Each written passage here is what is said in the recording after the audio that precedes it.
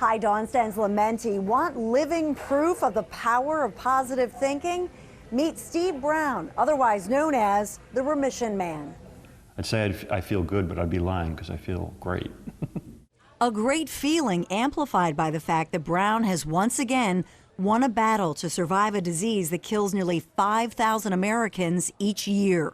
So I continue to battle a disease, a blood cancer called chronic lymphocytic leukemia.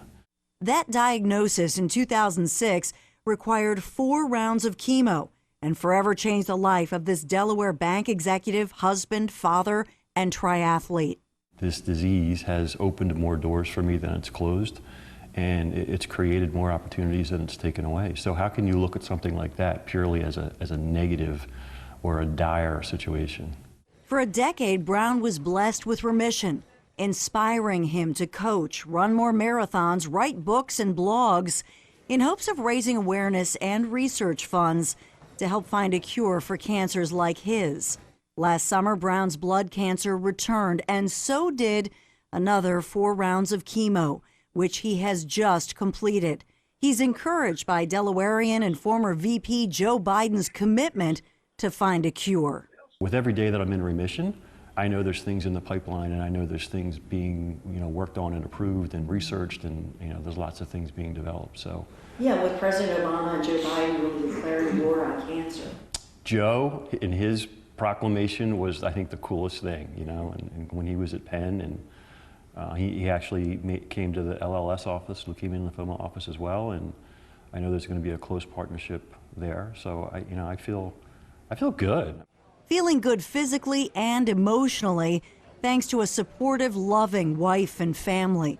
Also, a healthy attitude, which Brown says is the one thing we all have the power to control. It's another challenge, and maybe it's disease, or maybe it's whatever that challenge might be, but you need to just look at it and look down the barrel and head full force into it and attack it that way.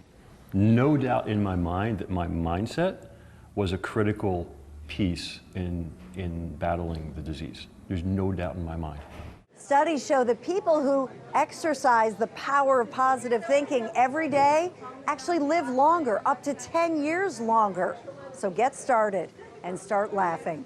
Reporting for Another Thing, I'm Dawn Stens-Lamenti. Up next, Larry's commentary. Donald Trump is now officially the 45th president of the United States. I wanted to reiterate that fact because I know many of you are still in denial. He enters office with the lowest approval ratings for a new president since they've been taking polls for that kind of stuff. But are you really surprised? First of all, the race between Hillary Clinton and Donald Trump featured the 2 most unpopular candidates in history, according to those same polls. So whoever won was going to enter office with historically low numbers. Oh, and by the way, these polls we're talking about are the exact same polls that predicted Hillary Clinton would win in a landslide. So there's that. And maybe that's why the Democratic Party has decided to skip the honeymoon stage, skip the newlywed stage, skip the we're kind of getting along stage, and go right to the we're filing for divorce stage. You see, the anti-Trump people just can't let the campaign end. First, there were the protests and the "he's not my president" signs, which died out when the kids went to college break. Then there was the recount by Green Party candidate Jill Stein that died out from its own uselessness.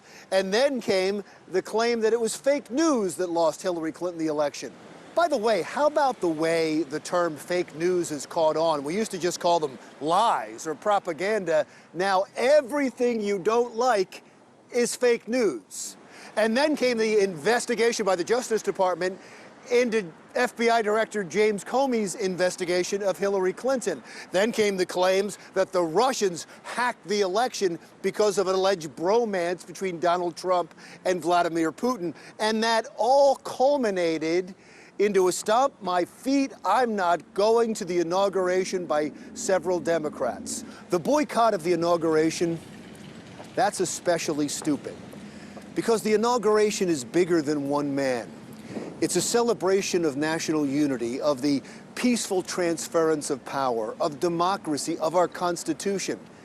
And once you stain that with politics, that's a stain that never goes away. Again, if you consider everything in the well-orchestrated campaign to undermine and delegitimize Donald Trump before he ever gets to sit down in the Oval Office, are you really surprised by these approval ratings? Oh, and there is one last reason, one huge reason for Trump's low approval numbers. Trump himself. His scorched earth campaign on social media continues to this day. Over the last couple of weeks alone, he has insulted a civil rights leader, the CIA director, CNN, SNL, Meryl Streep, and Arnold Schwarzenegger, and that's only part of the list. He seems not to be able to let any slight, any criticism go by without throwing a Twitter grenade. And the tweet where he pointed out that he got higher ratings when he was the lead of The Apprentice than Arnold Schwarzenegger really bothered me. What is he, 14 years old? Why does he care?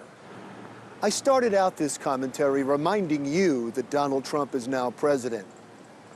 Maybe I should also remind Donald Trump, you have to rise above the insignificant stuff.